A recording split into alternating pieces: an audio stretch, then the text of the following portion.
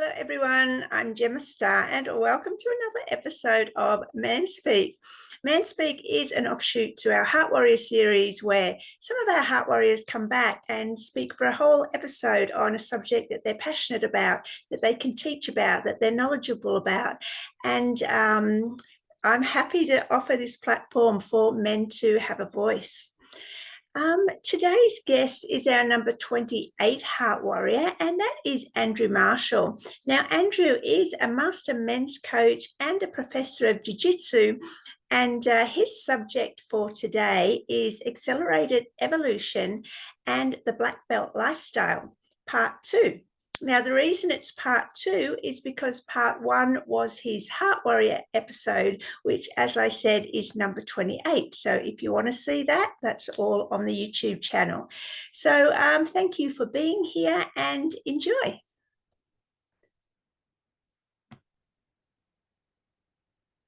Hello, Andrew Marshall, Heart Warrior 28. Welcome to Man Speak.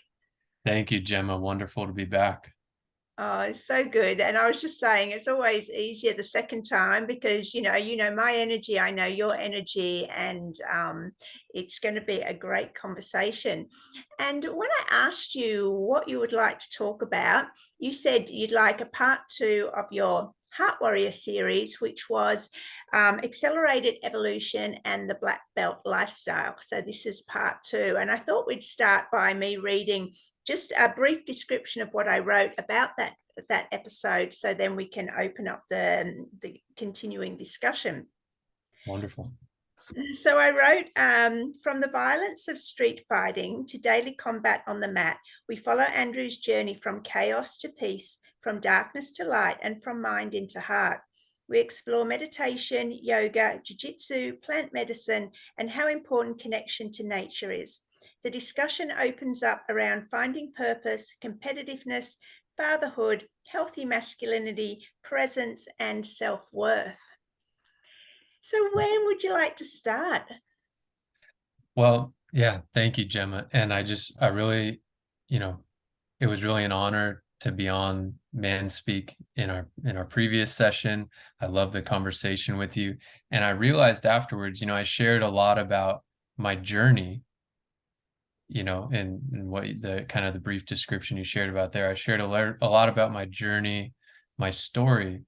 But what I didn't get to share, I think, as much about as I wanted to, is the how, the things that I found really profound and supportive, and the things that I do now that I've found really profound and supportive for myself and for other men.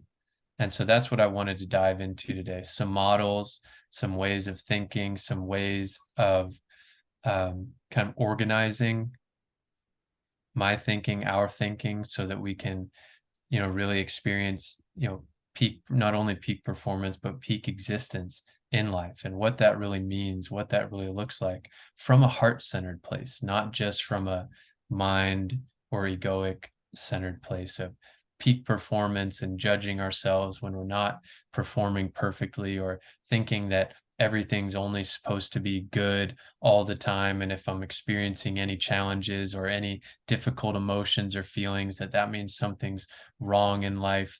It's not from that place, but it's how do we take really a black belt approach to life, which is allowing ourselves to be fully present in the moment, which is allowing ourselves to, or giving ourselves the time, space, and opportunities to cultivate skills to navigate life in an effective and balanced way, to actually get the outcomes that we want, rather than just pushing, shoving willpower, trying to get the outcomes that we want.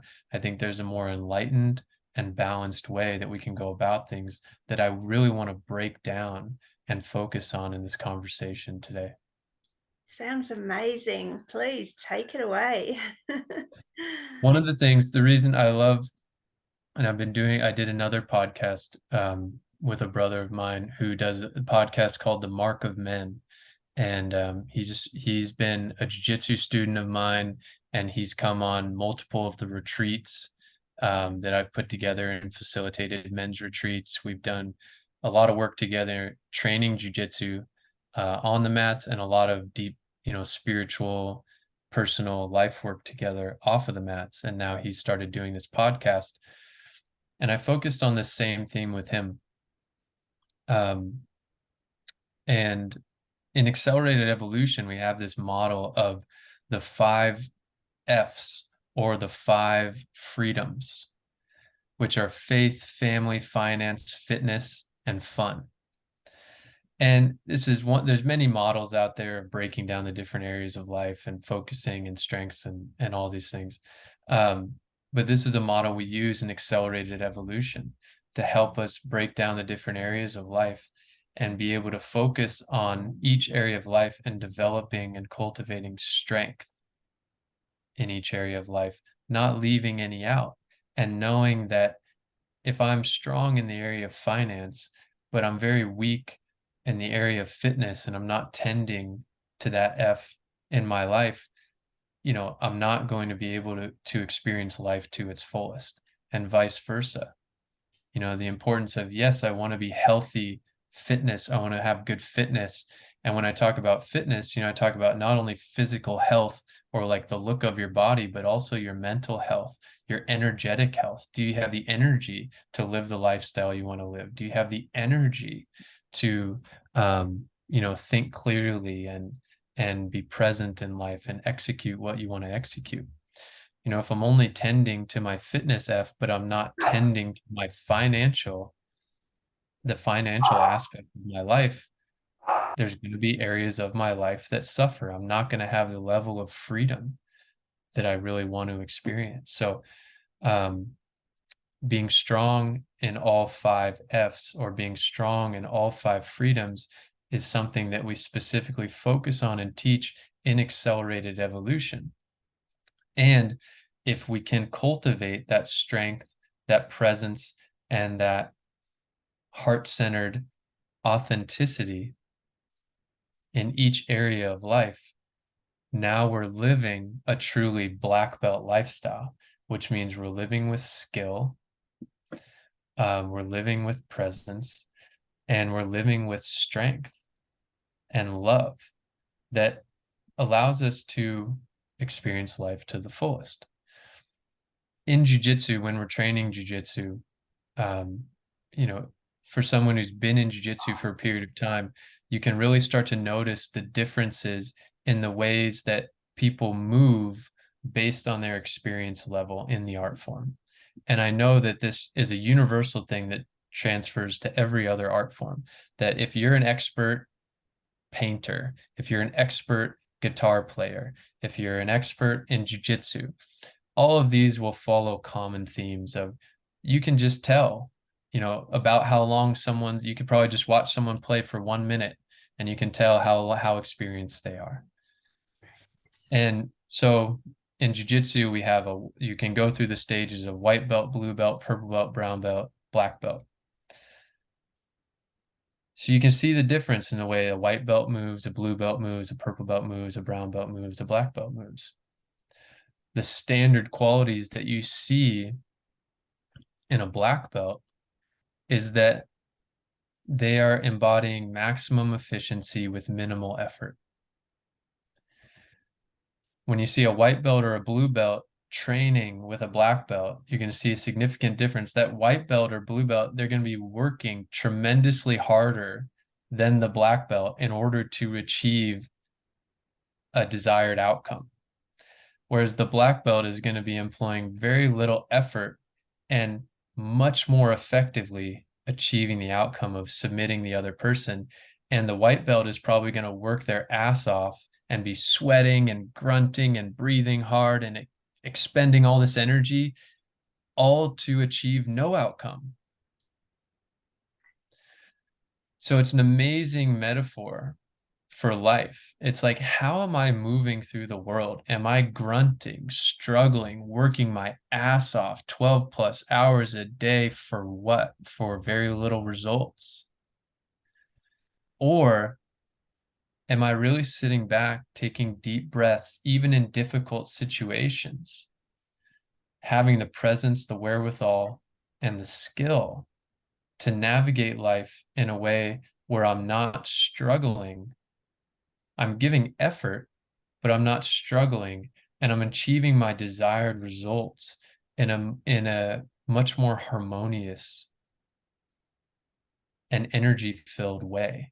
And even when I'm done, my energy is not depleted and spent. I've achieved my outcome. Okay, that's wonderful. Let's keep going.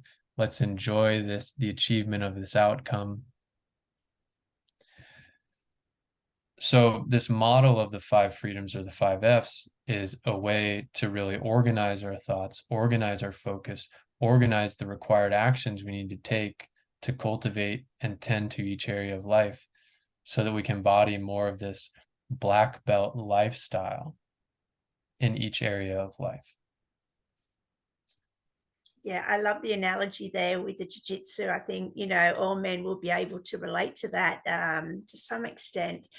Yeah, great. So please continue. Do you want to go through the 5 F's? So, like, how are we going to Yeah. create this black belt lifestyle for each of the 5 F's? So if we kind of give the general summary of each one, so let's look at finance is a simple one, right? So what does it mean to be strong in the area of finance? Well, the way that I would define that is just I have the money that I make, or have the money that I need to live the life that I want to live. I'm experiencing a certain degree of success where I have money or a surplus of money, so I feel stable, I feel strong, I feel secure, and I feel like I have the resources I need to live my life, or I have the resources I need to create what I want to create in the realm of business, professionally, personally. I have the money that I need, and I feel solid, I feel strong, I feel secure. Fitness. I'm healthy physically, I'm healthy mentally, and I'm healthy energetically. I have a certain degree of health and vibrancy in all of those areas. Mentally, I can stay focused throughout the day. I can sustain a good level of presence throughout the day. Physically, I'm in a good general health.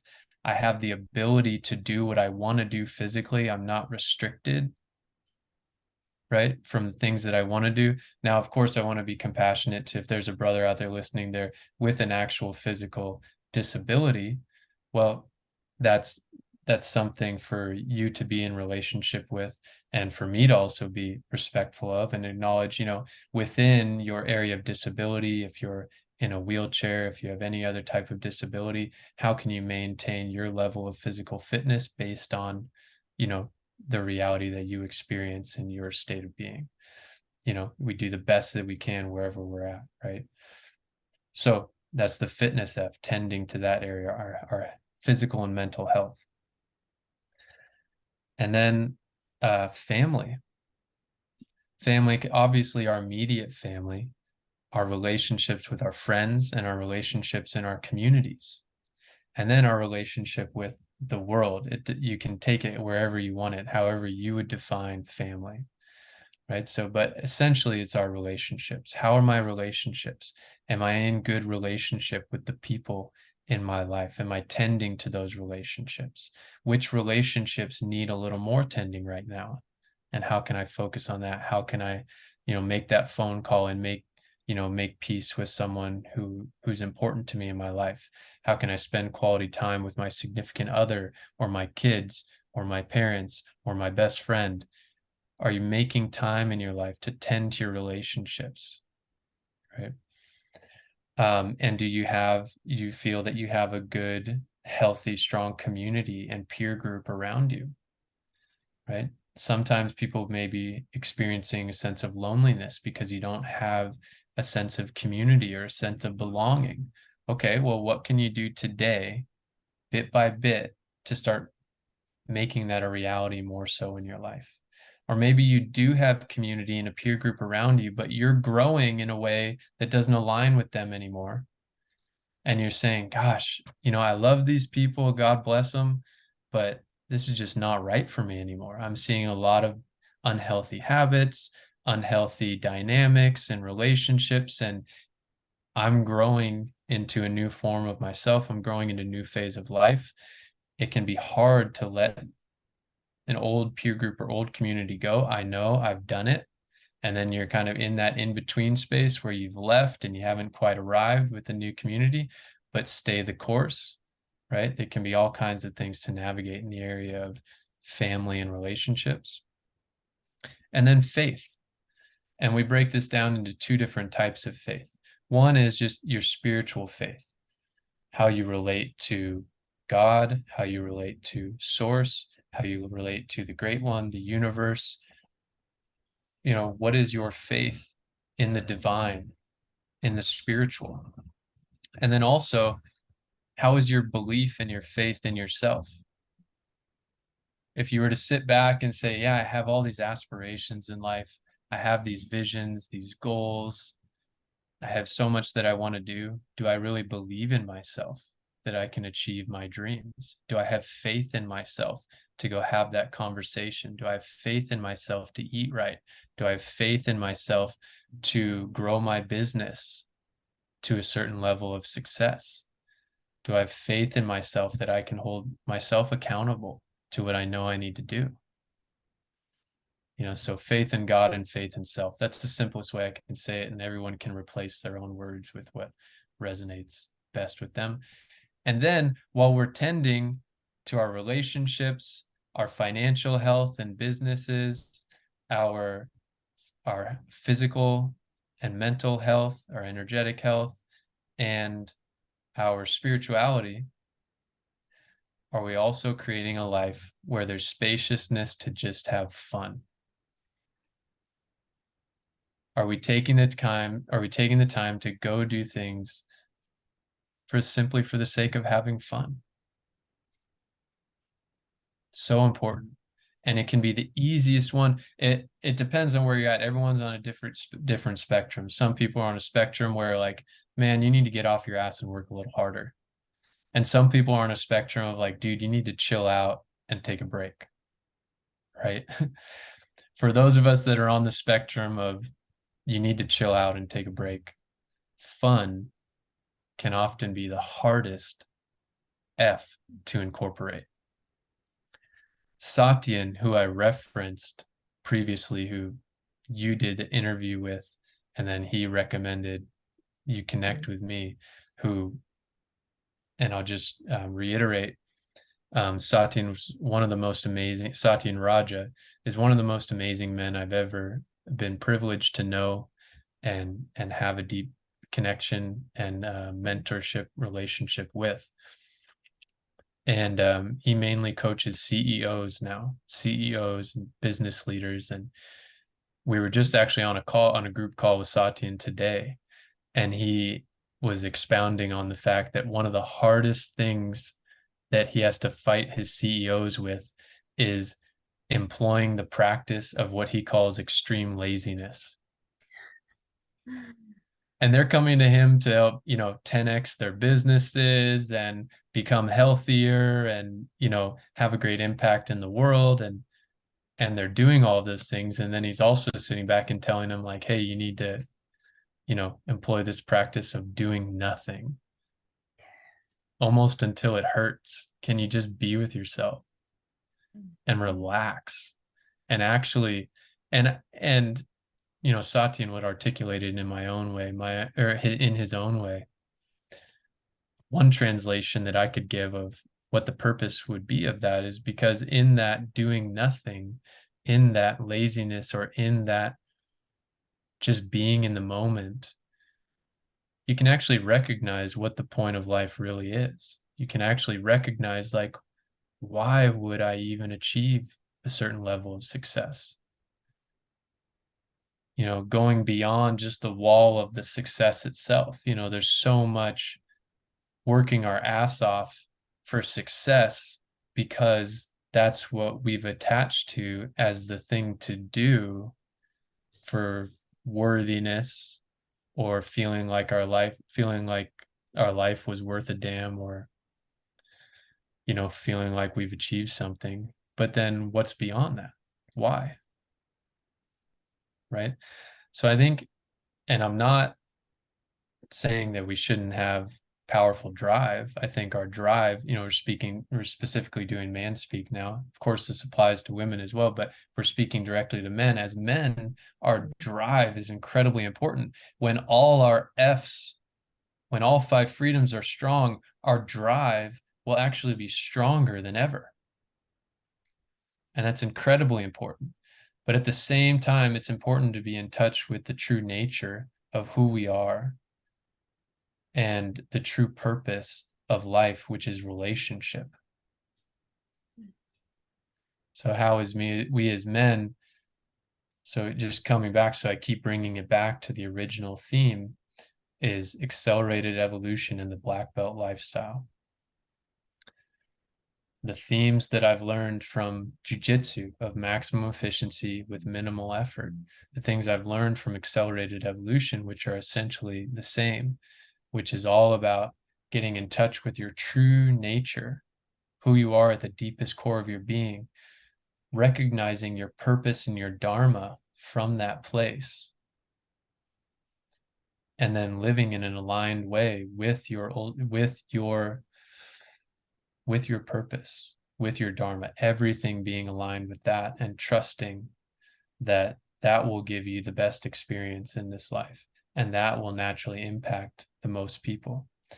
And the way of accelerated evolution and the way of the black belt lifestyle, they just feed each other. And essentially they are one and the same. Yeah, this is great. I'm sure a lot of men can relate. I was interested in what you said about, for example, high driven CEOs, or men that are driven by work and this is their passion to succeed. Do you find it's often an avoidance issue from that sitting in silence? Do these men have a problem, an issue being able to sit with themselves? Probably many do. Yeah, I would say that that's obviously we can't speak for everyone, but I think it's safe to say that that's a common challenge. There's something being avoided through overachievement, through hyper movement, through more of a overly yang focused lifestyle, and focused on achievement, focused on crushing it, focused on fast-paced living, focused on results, and then in that there's still a focus on pleasure, but it's more fast-paced pleasures that might not also yield long-term healthy outcomes. Right? So men that have a hard time slowing down, there's going to be more of a propensity for alcohol and sex and things that give a big rush and allow the mind to go quiet for a temporary amount of time, but then leave you more depleted than when it found you. Activities that leave you more depleted than when they found you. Eventually it catches up. Eventually there's burnout. And if a man is receptive to that burnout, he'll then have a spiritual awakening. He'll then come over to the side of wanting to live more in the way of what we're talking about. And the things that have been avoided, can now be fully faced and given time and space to heal, and then to recognize that the greatest gifts and dharma and successes are actually going to come from those deepest places that have been avoided. Yeah, and you've got to think that these high driven, men who are, success driven are always what I would see living in the future, the next goal, the next target. Corporate business always keeps you chasing the carrot in the future, where you're saying the gold is in the present moment, the gift of now, right, being to connect with self. So how do you start going, helping a man who is success driven, focused always on the next goal and in the future, to come back into the present moment?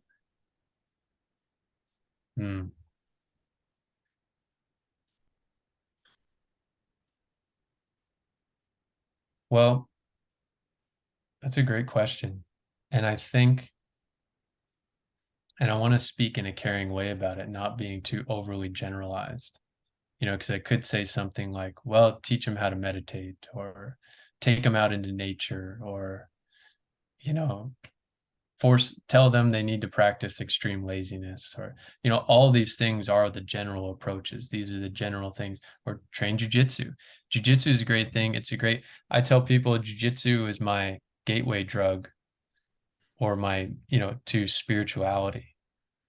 It was the first thing that really opened me up to ideas of meditation and psychedelics and diet, healthy, nutrition and spirituality and all these things.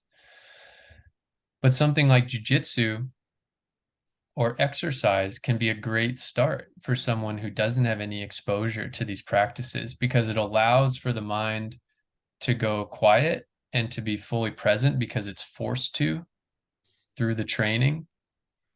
But it's not trying to force them to just like stop, sit quiet. It can be too big of a jump. So something like some kind of movement practice that cultivates health and presence, that can bring out the natural lessons that are needed, or can bring up the natural healing that is needed, can be a good place to start. For me, part of why I paused as well when you asked that question of how do you support some high-driven man who's success-oriented and doesn't know how to slow down, I paused partly because the only people that I work with, if I have one-on-one clients, the only people that I work with are people that are coming to me already eager for doing the work, already eager for the shift. I don't go out pulling teeth trying to get people to work with me that aren't already coming towards me. So usually what happens is something happens in a man's life that forces him to slow down, that forces him to take a look. And then from that place, they start reading different things they might not have read before. Maybe they synchronistically watched some movie that showed a man going through similar struggles and then found a mentor and, okay, maybe I should do that. Or something like, for me, it was a coach when I was 18 giving me a book, The Celestine Prophecy, that was the first like spiritual book that I read that I was amazing. I loved it. It sparked this whole new thing in me that totally changed my life. And I read many more books along that thread after that and totally changed my life. So usually the first step is divine grace comes in a bit of an unpleasant way and forces a man to slow down. And then he starts seeking out the support. And in that, it's a little easier on my end because now I'm like, okay, you're eager. Let's drop in. Let's find out what is the number one problem you're experiencing right now. What just really sucks? What's just eating you up inside? What keeps you up at night? What creates discomfort? What tears you apart? These questions that really help them go to the core, the gut of like what's eating at them inside. And so I start by identifying the number one problem. And then after we've connected about the number one problem and the adverse life effects that problem is creating in their life, I then connect with them about, okay, what do you want? What do you want more than anything? What is your number one problem? What is your number one goal? And then for me, because of the system that I've been trained in, the majority of what I use is the accelerated evolution methods to help bridge that gap between the problem and the goal. Not from a place of just trying to fix, but from a place of, in a deeply meditative way, going deep into the heart of the problem and the source of that problem, in order to free the individual from the charge, the emotional charge that is taking all their energy and focus. And in order to give them the direct experience of the wisdom that was buried behind that problem, or within that problem, within that challenge or that pain or that hurt. The wisdom that now naturally arises from that deeply meditative, mind-altered space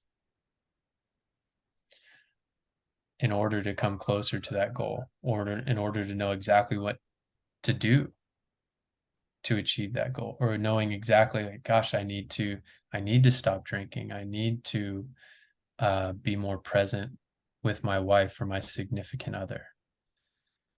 I need to start spending more time out in nature. I really want to start having a daily meditation practice. I want to start having a daily exercise routine.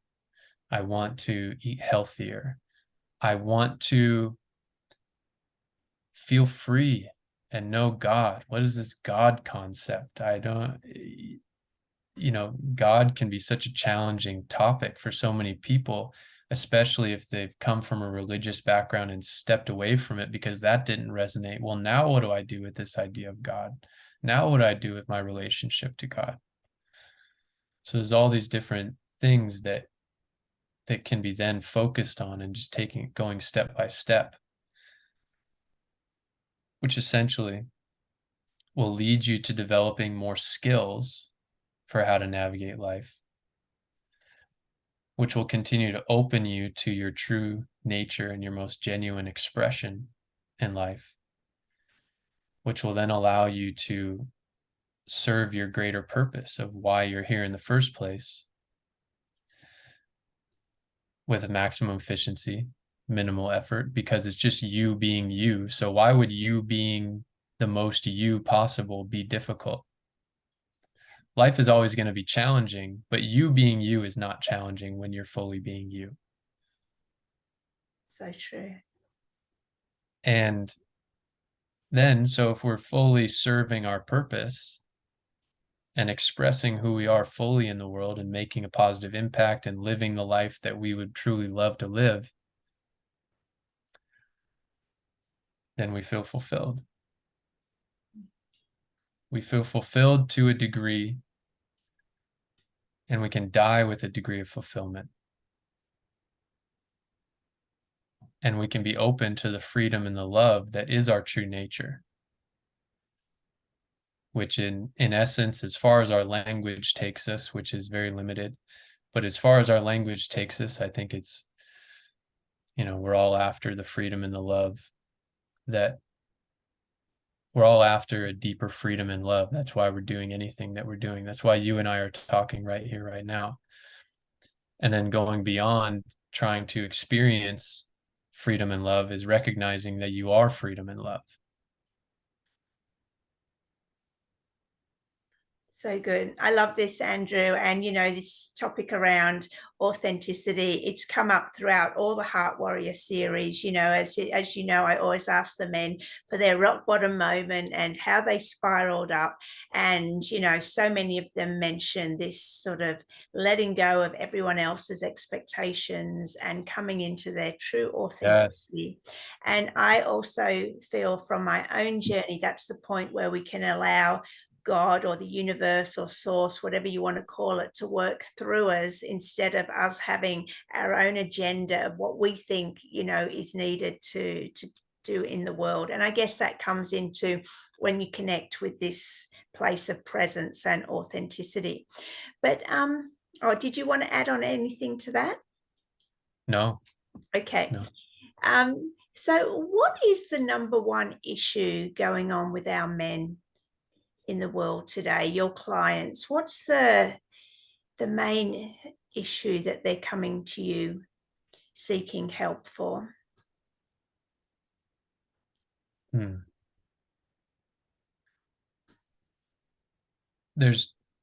you're asking for the number one, and maybe it can boil down to another one. Number one is I share the two things that I've identified as main themes that men come to me that they want support with, or they want to do work around. And the things that I see that create a lot of internal struggle for men, feeling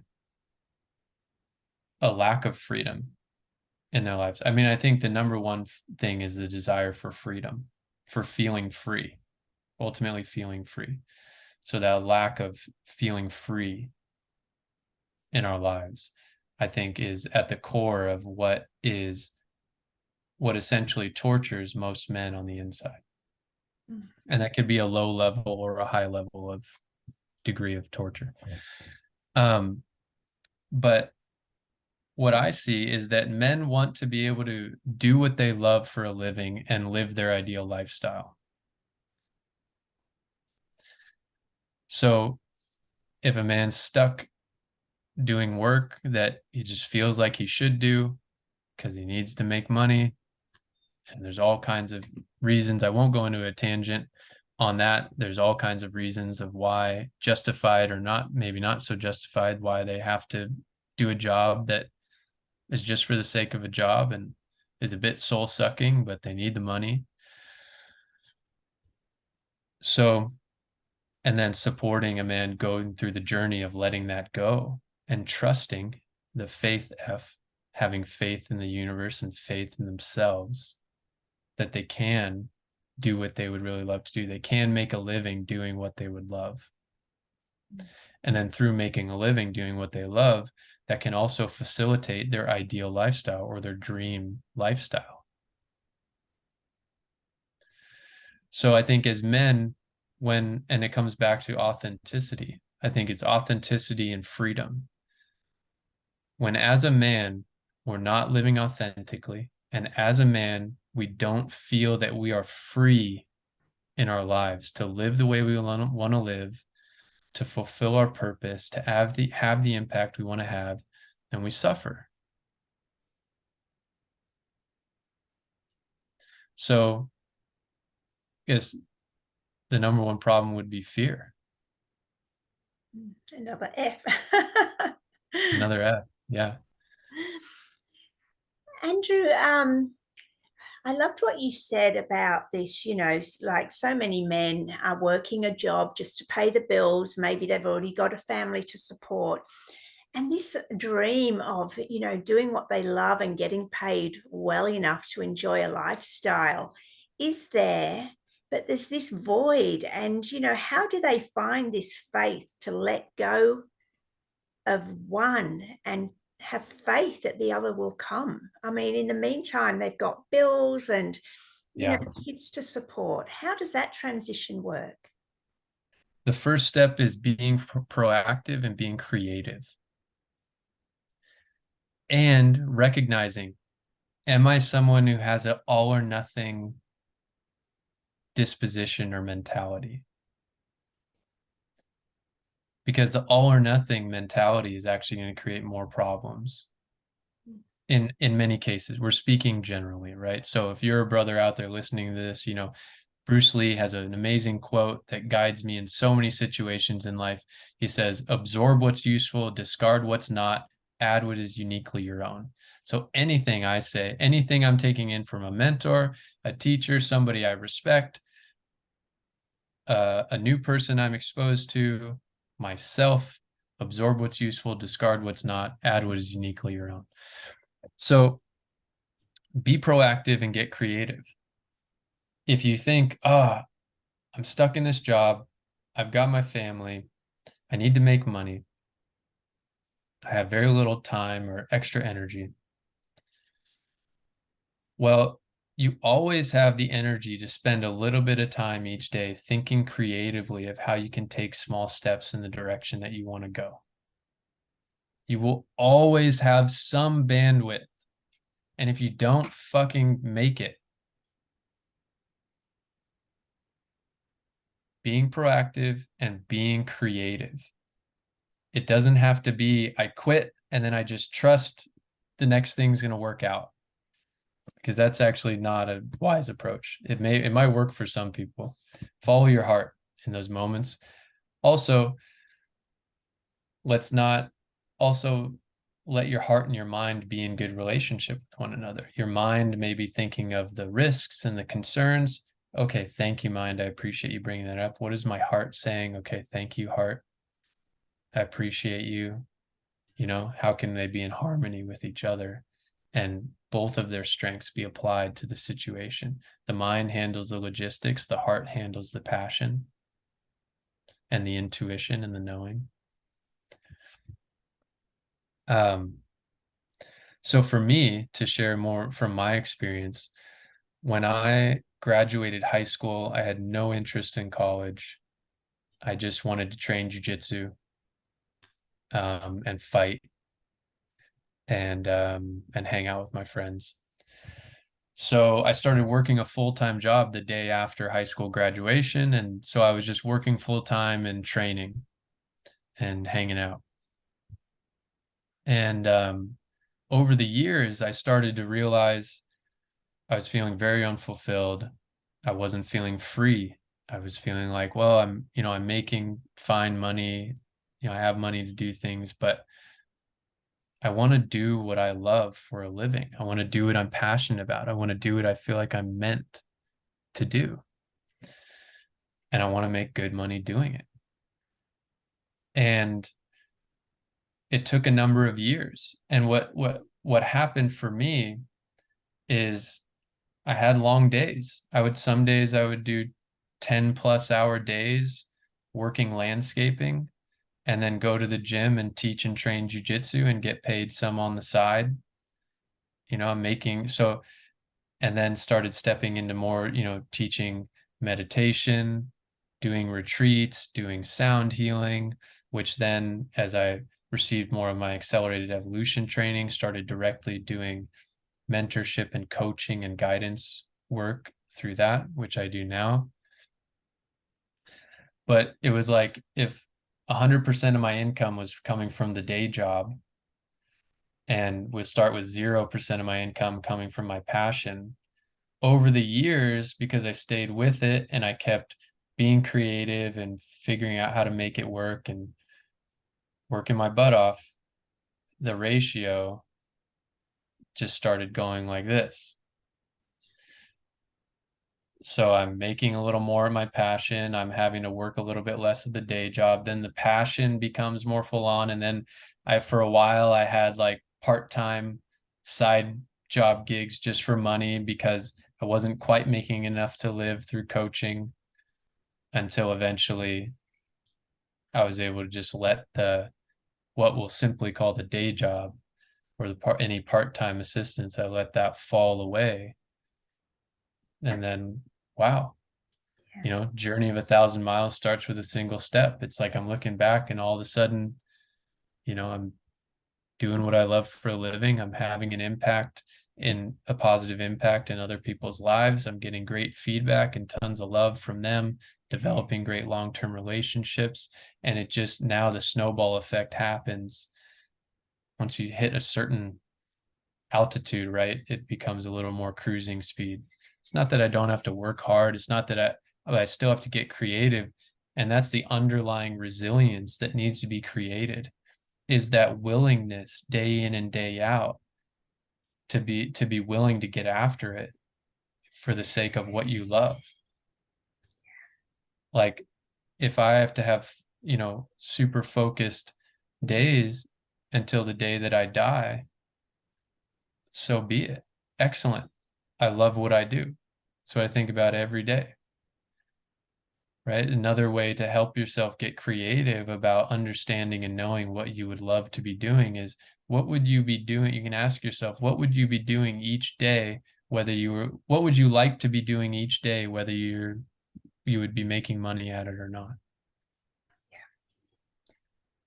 What would I be spending my time naturally doing every day if I didn't even have to? What if I didn't have to think about money? What if money was just handled? What if money wasn't a thing and our resources just flowed and money wasn't a thing? Or what if I had, $10 billion and it's just like, okay, I have $10 billion for the rest of my life. I don't have to think about money. What would I be doing each day? I'd probably still be sitting here talking to you. Yeah. That's great. How important is the mind, restructuring the mind, like bringing in the law of attraction, positive thinking?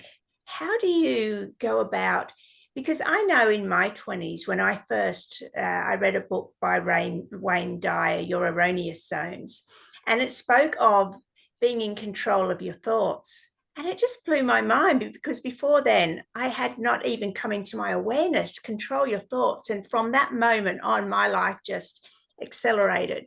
So, how do you teach a man to shift that that internal dialogue into something that will align him with these higher outcomes? So the way I do it, amazing question, really great question, because there are a lot of systems that focus on affirmation, right? Great. It's a great start. It's a great tool. It's a great option in the sea of personal development options. The way I do it and the way we teach in accelerated evolution is you can't coach on top of charge. To share a little bit about that terminology I'm using, charge is like if you feel really angry, you feel an emotional, energetic charge, you're really angry. If you feel really sad, there's the sadness, the strong emotional experience that you're putting your attention and your focus on, or that is taking your attention and your focus. So let's say, Gemma, you were really sad about something that happened in your life. It was very sad. It was very disappointing. You wished something different would have happened. Or let's say an even better thing is you're sad because you feel like it's going to be really difficult to achieve something. You're sad and disappointed because you're trying to achieve something. You've hit some roadblocks. You believe in your mind now it's going to be really difficult to achieve this outcome. And I say, okay, Gemma, what I want you to do is your affirmation is, I am going to achieve this outcome with ease and flow. And I want you to say that 100 times every day and then trust that you will achieve your outcome. That might do something. But what we do in accelerated evolution is let's focus on that charge, that sadness first. Because that's there for a reason. That's real. That's your experience. And if we just try to push away what we deem as negative and pull ourselves towards what we deem as positive, it doesn't work. You know, though there's the saying, resistance causes persistence. I need to be real with what's alive in me right now, but not dwell in it. So what I can do, which I've done, you've experienced it before, an accelerated evolution process. We focus on going into the sadness, right? We focus on allowing you to dissolve the charge around the sadness, not from a place of pushing away or fixing it, but from a place of feeling it fully, acknowledging it fully, recognizing fully why it's there and making peace with that sadness. So now we've removed the emotional charge, which was taking your energy and attention. And now I can say, now how do you feel about this outcome? Now, what emotions are arising, or is that sadness as strong as it was before? And if it's not, from this place, what do you want to affirm about this goal? And you might say something like, well, you know, it's going to be challenging, but I believe I can do it. And then I could say something like, okay, great. Here's an affirmation I'm going to give you to support you each day in keeping the momentum and keeping your mindset strong towards your goal. If negative feelings arise, if doubts arise, if the sadness arises again, take a moment and be present with it, acknowledge it, honor it, continue with your affirmation. So I think the difference is, are we doing an affirmation and then in denial of the other feelings? Or are we doing the affirmation, giving acknowledgement to what arises, but then making a conscious choice to stay the course towards the belief that I will achieve this goal? Yeah, because it's the emotion behind the affirmation, right? If you're just saying something mentally, it's not going to work without actually embodying the feeling. And that's the charge that you give to the affirmation. Is that right? Yeah. Yeah. Yeah. And then it's like if I'm fighting an internal feeling, but just trying to affirm something, that's going to move the needle forward very slowly. But if we can do deep meditative processes to address the charge that's actually my authentic expression in the moment, and then continue with the affirmation, it'll be much more effective. I've used affirmations a lot and I continue to use them. They're very supportive reminders for my course. And they're very great things that help me recognize when I'm overly doubting myself, right? But there needs to be that degree of nuance, I think, like how much, and you could also do an affirmation. This will be achieved with ease and flow. Okay, on a scale from 1 to 10, how much do I for real believe that? And then being honest with ourselves. Okay, right now it's at about a 4. Okay, I'm being real about that. I'm going to keep doing the affirmation. Next week I'll check in. Maybe next week it's a 6. Maybe next week it's an 8. So again, as we're kind of fleshing this out loud in the moment here, to answer your question about affirmations, obviously they're great. There just needs to be a degree of realness as you're doing that affirmation. And then also tuning into the emotional charge that arises with it, acknowledging it, giving it presence, and then making a conscious choice from there about the direction you want to continue going. Yeah, and I think to be aware of affirmations is great, but to be aware of negative self talk, because so many people, derail themselves just by, this continual story in their head and this, being learning that we are in charge of our minds and thoughts. It's a continual process of that self-correction, of being aware of negative self-talk and redirecting it, isn't it? And it's a lifelong process, but once you get it, your whole world changes. Would you agree? Definitely. And I think that's another important distinction to make that you just spoke to, Gemma, is it's the idea of controlling your thoughts, or the idea of this mastery of your mind and your being. It is not an arrival. It is a lifestyle. That's the really important distinction. It is a lifestyle. And we're cultivating that way of being, that lifestyle, until the day that we die.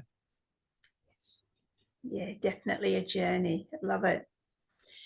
Another thing, can Yeah, I just say one please, more thing please. that came up to say? Another very effective, very simple practice that someone could hear me share right now and could go run with it is, if you want to get results from an affirmation, try an experiment. Try, I will achieve this outcome with ease and flow. And then there's the belief that this is going to be very difficult. I probably won't achieve it. I will achieve it with ease and flow. This is going to be very difficult. I will achieve it with ease and flow. It's probably not going to happen. And actually allow yourself to feel both of those fully in a meditative state and go back and forth. After you do that 2 or 3 times, going back and forth, now feel them both at the same time. Try to hold the feeling and the thought of ease and flow and difficulty and doubt. Hold those at the same time. And if you feel that they've merged into a sense of oneness, be in that oneness. Recognize the wisdom and the presence that's there beyond these antagonistic dualities within yourself. If you still feel that they're separate, do it again until you come into this space where you just kind of feel this oneness rather than feeling them as 2 separate battling antagonistic dualities. And then again, we're freeing ourselves from the charge between them coming to a place of oneness, and then affirming our action and our reality from that place. That's great. Thank you. Right. As an experiment, brothers, men out there, give it a try. That's great. Let's look at relationships. What was that F? Family? Was Family. that okay? So, but I'm interested in more intimate relationships. What is it that you think that men have the hardest time understanding about women? What's the issue? Why relationships aren't working in today's society? Let's generalize, but what do you think the core issue is?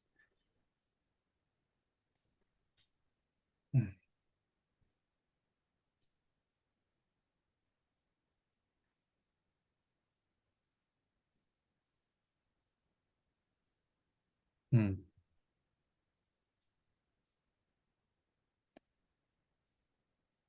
Forgive me for the long pause, but I also want to respond with this thoughtfully, also from a place of I don't categorize myself as a relationship expert. But I think a big,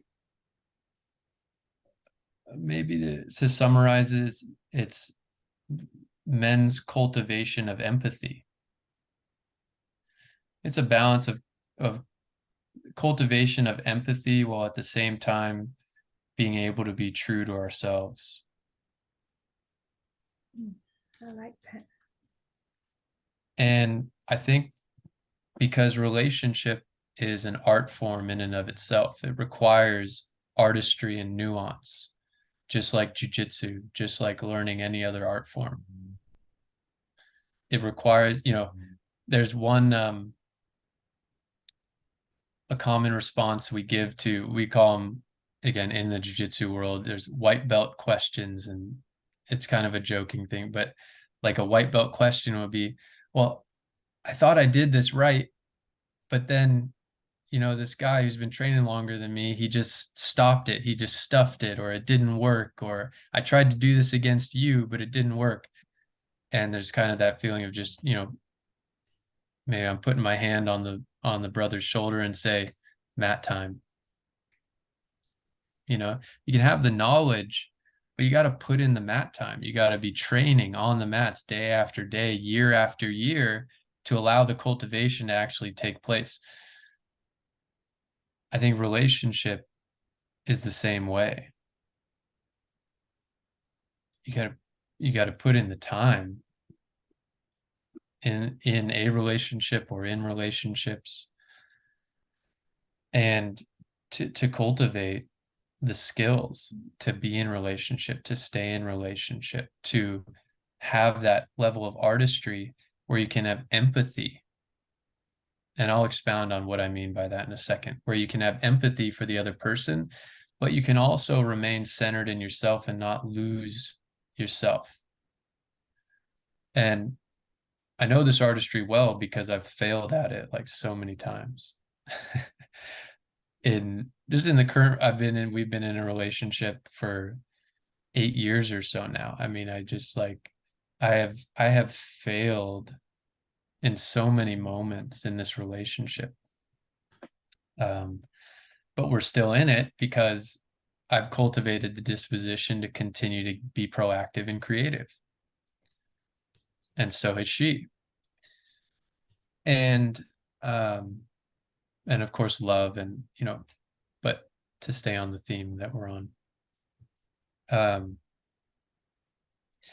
empathy, I think that there's a big challenge for a man with more of a masculine disposition to really understand the way of being of a woman with a very feminine disposition.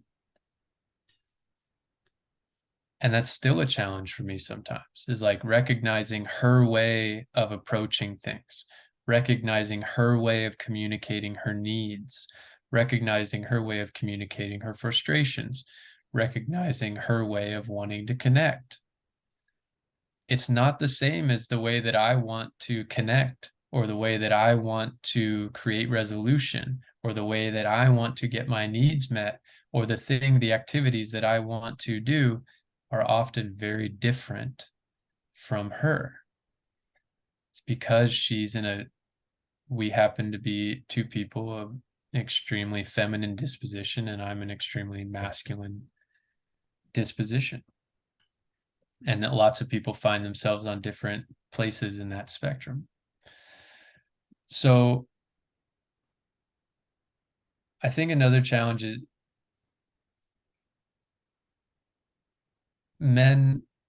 we're also in a generational phase where we've stepped away from tradition a lot. And there's a lot of global knowledge of spirituality and ways of being and living and relationship styles. And there's a lot of experimentation because people just don't know what is the right fit for them. And kind of in that liminal space, that in between of leaving but not yet arrived. And I think so many men are living with that feeling of, even if it was their parents, even if it was previous generations who left certain older traditions when we were all mostly living with just our kind or our culture of people in a pocket. We're only generations removed from that experience, from being much more of a diverse global experience. And so I think that creates a lot of challenge for people, for men to know how to be in relationship, to know who they are at their core, to know what spiritual tradition they're most aligned with, that gives them the best values, that can help lead the way in their lives, when really it's got to be about us as men really not looking outside of ourselves for those answers and that wisdom. But if we're listening to those traditions, they'll ultimately point us back to ourselves. So I think the biggest challenge is men finding themselves, to put it simply. Because if men are not at peace at peace and in strength in their own self-realization, there's naturally a projection of their insecurities, challenges, and fears onto their women. And there's a natural frustration and irritation that arises when the feminine is naturally expressing, a woman is naturally expressing herself, but he doesn't understand it. And so we get frustrated. Another challenge is men going too far into embodying the feminine and losing a sense of their masculinity, strength, and direction, which then creates frustration and imbalance in relationship. So I love your questions of like, what do you think is a number one thing? And I guess you've asked that about several things. You okay there? An ant just bit my toe. Sorry. Life in Australia, huh? Life in the I don't down know where under. it came from, but it's like, anyway, sorry about that. Yeah, So look, my answers are just kind of more nuanced than the one thing. I think there's many factors playing in it. And what I'll just complete with that portion by saying, if there's a brother, you're listening to this and you're having relationship challenges, just kind of look at the spectrum of what I've just shared about, and what resonates with you. What are your challenges? Do you feel like you're trying to be a certain way in order to fit into your life and your own skin and your relationship? Or do you feel like you're in your own genuine expression of who you are in the relationship? And if not, and even if you are, the work is never ending, the effort is never ending. So just think creatively. What can you do on a daily basis to own what is yours and take responsibility for what is yours in the relationship, and be proactive about addressing what is yours? It always takes two to tango. So if a relationship's failing, of course we could look at extreme cases where it's maybe not so much the case, but in general, there's something happening on both sides. So men, own what is yours. Don't project onto your woman. Own what is yours. Stand strong in that and be proactive about what it is that you need to do to address the situation. If your partner cannot reciprocate, then you need to figure out what you need to do to move on because you have a partner that's not willing to reciprocate. Most of the time, it's probably an over a generalization, but most of the time women are more giving and willing to reciprocate once the man steps forward. Oh, definitely. Yeah. Yeah, this is great. And, women also need to take responsibility, because how often are we trying to get our men to be someone that they're not authentically? So always coming back to this question of authenticity, and a man really taking charge, I guess, and, claiming that as his maybe most important thing. Would you agree, to find this authentic self, not the person his parents wanted him to be, not the person his woman wants him to be, not the Yes. person, his boss wants him to be, but who is this authentic man? And from there, as you said, everything starts falling into place. Yes. That's very well said, Gemma. Yeah, thank you. And I think if we're talking again, everyone's on this different spectrum of masculine, feminine disposition and expression. But if we're speaking to mostly, a masculine oriented man, his sense of a masculine man's sense of freedom and well-being is going to be more so based on his genuine expression in the world and the fulfillment of his purpose, which is usually his professional purpose and mission. He's going to be more focused on that as his core focus and core sense of meaning. So usually a man needs to have that established or have some sense of fulfillment, peace, and momentum with that in order to be fully like centered, balanced, and present in a relationship. So for women, the more you can support your man in his genuine quest and mission, the more he's going to be more open to the flow of love, and his mind will be able to relax because he's not dealing with the onslaught of thoughts that are telling him that he's not on track. Yeah, so good. I'm interested in getting your opinion on a couple of things that have come up recently in the Heart Warrior series. The first one, we've spoken a lot about freedom today. What's your definition of freedom? Hmm. Hmm.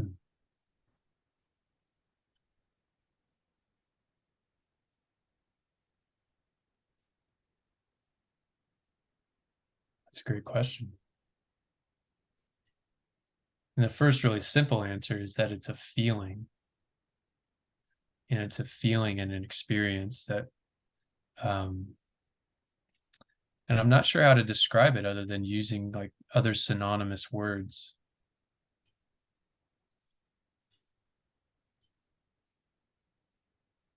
Freedom is me fully being me.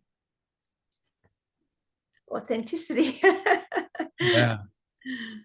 Yeah. There's always more of a low-hanging fruit definition of like being able to do what I want when I want. But it's more than that. There is a degree of that. I think there is a genuine degree of that. Of course, we all want to be able to do what we want when we want, right?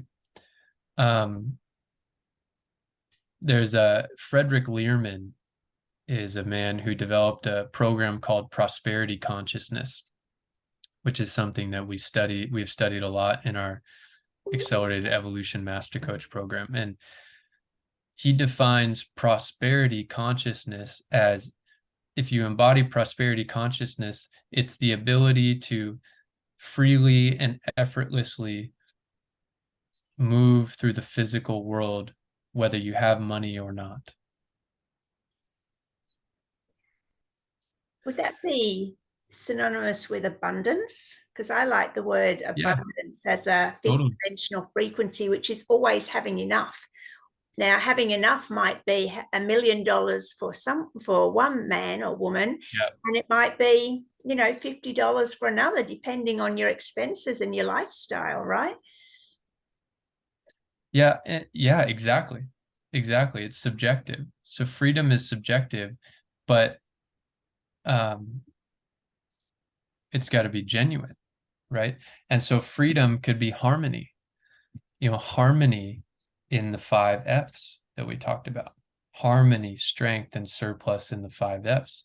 For me, that feels like freedom. For me, I feel free when I'm living in a place that feels right.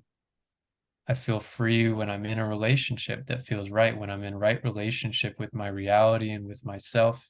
Freedom is having a healthy physical body where I can work out and exercise and go hiking and train jujitsu, right? A mental, emotional, spiritual freedom is when I can feel a sense of fulfillment and peace with myself. I trust myself. Um, I'm able to be honest with myself.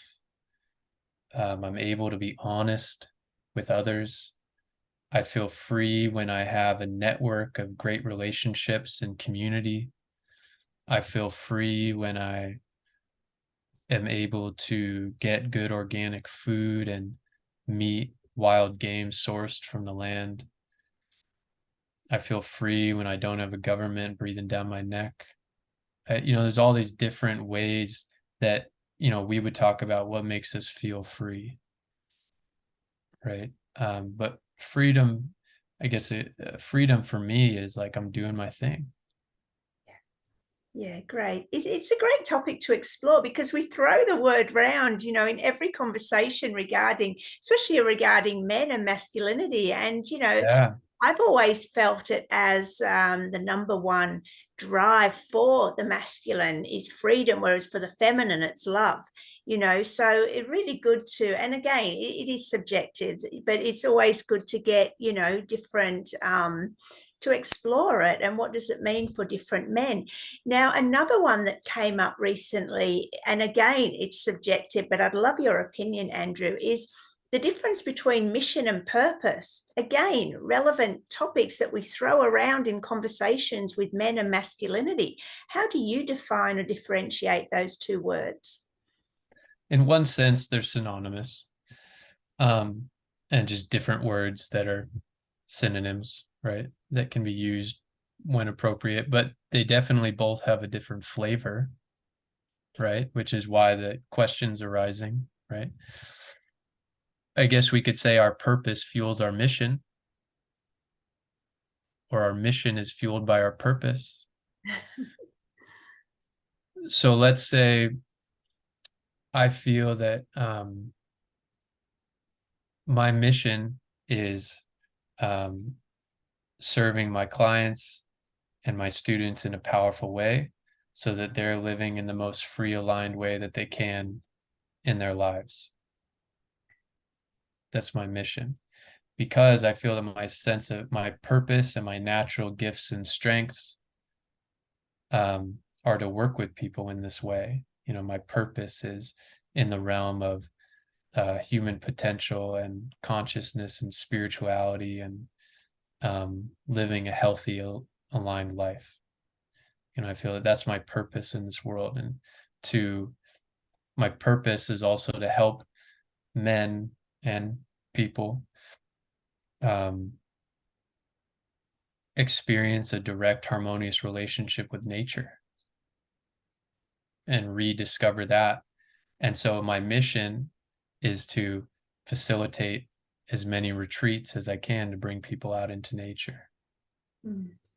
So there's my purpose fuels my mission. And I'm sure there's a number of different ways I could use different words to expound on those things, right? If my purpose is to be a teacher, well, then my mission could be to open a school that teaches the principles that I think are important. Yeah, love that. Thank you. Another thing that came up, which I found fascinating, is around priority, healthy priorities for men. And again, subjective, but I'd love to open this discussion with you. What do you feel about self, family, work? And there was another one, but what order of priority do you feel it's important to put those three things for a man? Or balance, harmony, whatever you think is the right way to incorporate that into a lifestyle.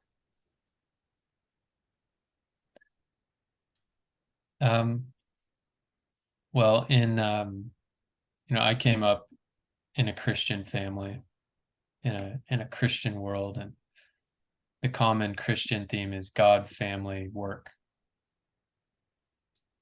as the priority levels. And while I don't identify at all as a Christian or with any particular religion, but I've kind of come full circle to seeing that as being a good, very simple truth and a priority level for me. Now, again, I could spend a lot of time like breaking down the nuances of what each of those means for me, but to give you the simple answer of what you said, I think that's it. And really, again, we're breaking them down in a mental fashion, right? But if we're living kind of what I've put the terms on, like a black belt lifestyle, or living with a focus of mastery as a lifestyle, if we take God, family, work, we ideally come into an experience where there is no separation and that it's all a cohesive unit and it's all a cohesive life experience and everything's flowing in this cohesive, beautiful way, harmonious way with one another. Yeah. And we're using our artistry to maybe wear different hats in different moments.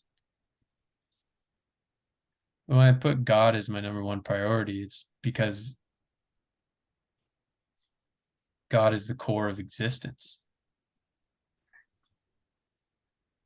With God, with the core of existence as my core priority, with my relationship to God and the divine as my core priority, that means that I'm in relationship with my family and my mission and purpose even more fully, with that sense of oneness. Wonderful. Where does service to self come in, like filling your own love cup? Where does that come in amongst those three?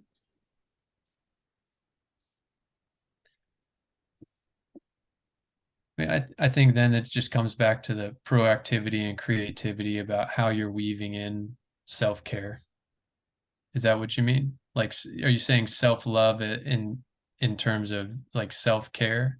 Yeah, maintaining, your love tank full. I mean, on an energetic level, it's so you do have enough to give to your family Yeah. and to your work. I mean, there's obvious self-care, or time needed in solitude. Yeah. I think as a man, you know, um, especially for men who have families, again, man, you just got to cultivate the strength and the creativity to carve out time. If you got to get up at 5 a.m. to do your spiritual practice or to get your workout in, because that's the only time you can get some space outside of work and family, you need to get that done. And then you need to check in with yourself on a regular basis. Am I killing myself just trying to be disciplined? Or is this enhancing my life? What do I need to change? What am I doing well? And what can I improve on every day? What am I doing well? What can I improve on?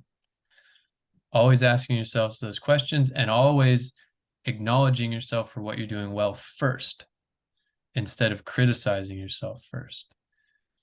And then just straight up stop criticizing yourself and focus on what you're doing well and what you can improve on going forward. And so always being willing to adjust, always being willing to be proactive and creative in taking care of yourself. And if you're in a good reciprocal relationship with a partner, you'll take care of them. They'll flow and take care of you in the right moments. I know for me, I'll just use my own personal experience as a quick example. In the past few years, I've had a very full schedule, too full. And now with our move to Hawaii, I have an opportunity to shift that. And now I'm doing sessions Tuesday, Wednesday, Thursdays. I might fit in some flex meetings or sessions I need to do on Fridays, but Fridays will be mostly open. And then I have the rest of my days to do whatever's required of me in life or whatever enjoyment I choose to do. But my work, as we'll call it, is Tuesday, Wednesday, Thursday. That sounds wonderful. Oh, sorry, you finished? That's fine. Yeah, that's great. Yep. Okay. Sorry, I didn't mean to interrupt there. No problem. Andrew, we're coming up to the 90-minute mark. Is there anything else that needs to be said in this conversation? Well, I'll just say again that I really appreciate you and the space that you're holding and this Man Speak podcast, these interviews you're doing. I really, you know, you don't need to be doing this, but you are from your own calling. Maybe you do need to be doing this. Maybe that wasn't the right wording, but from your own calling as a woman stepping in and holding this space for men to share, to connect, to coalesce our collective wisdom. You know, I'm sure each man who comes on has their own unique flavor, their own unique gifts that they're bringing to now so many men because you were willing to receive a message and because you were willing to take the time and energy to have this podcast. So I just really appreciate you for your dedication and your consistency in doing this work and having these conversations. Thank you very much, Andrew. Thank you. I appreciate that. Where can people find you? So my website is embodythepractice.com. And so my email address is on there. I'm at Embody the Practice on Instagram, Andrew Marshall on Facebook. And what I found is that, you know, for myself over the years and for the work I've been able to do with others, one-on-one work is very powerful for creating these shifts in your life, all these shifts that we've been talking about. Just finding someone, whether you listening to this, you love what I've shared, it resonates with you and you want to connect with me, send me an email, send me a direct message, or there's somebody else that you admire in your life that works with people one-on-one in this type of capacity. It's been the number one thing that's made a huge difference in my life. The mentors, the coaches that I've sought out, that I've worked with on a regular basis, the plant medicine practices that have been a huge part of my life. Now, along with one-on-one work, I'll also be doing more retreats here in Hawaii, which is an amazing place to connect more deeply with nature, also do personal work, and just have a really wonderful experience all at the same time. I've found, largely again through Satyan's mentorship, is that deep inner work and fun can all happen together as well. Maybe not right at the exact same time, but in the same retreat, in the same experience, we can do both. We can be in that dance. So I'll be doing more of that in Hawaii. So if there's anyone out there, if you're out there and you'd like to come have a powerful, life-changing experience in Hawaii, I'll be doing group men's retreats. We'll be doing co-ed retreats. And I'll also be doing personalized retreats where someone could just come out, you know, just one individual could come out and spend a week out here and we can do some deep, you know, focused work. So that's what I'm focused on doing right now. And then retreats in the Northwest of the United States as well, in Oregon and Washington. Sounds great. And I love that you acknowledge Satyen. And he was our number 4 heart warrior from memory. And, that was at a time where I'd only just started the show and, maybe had 100 subscribers. And Satyen, agreed straight away to do a heart warrior episode. I've been trying to get him back on for Man Speak, but we're still, throwing invitations around. So if you're listening, Satyen, you've always got an open invitation to Manspeak. Well, thank you so much, Andrew, for this amazing episode. So much wisdom, knowledge, just really grounding solid information for men on their journey. I mean, every man watching, would have got, a lot from this, at least something to incorporate as a daily practice or as something, to assist them on their journey into the black belt lifestyle. So Yeah. thank you very Well, much. thank you, Gemma, and I hope they did. I hope there was something beneficial that comes from this interview. And again, I'm just a quick message away. I'm always happy to just have a genuine conversation and connect, because that's where the transformation and the shift starts. The other thing we need to remember as men is we're actually not designed to just go it alone. It's not meant to be a solo journey. We're not meant to just trudge in a lonely, disciplined, will-powered way. We're stronger together. And that's the big thing I talk to men about on our retreats, especially. We are stronger together. When we're willing to do our work together, that's when we build the deepest bonds and when we cultivate the deepest strength. So my encouragement is to reach out and connect with men who you see as positive, strong men, and to join arms with them in your mission and purpose and their mission and purpose, and continue to do our part to not only improve our individual lives, but to improve the quality of life collectively on the planet as we join arms together.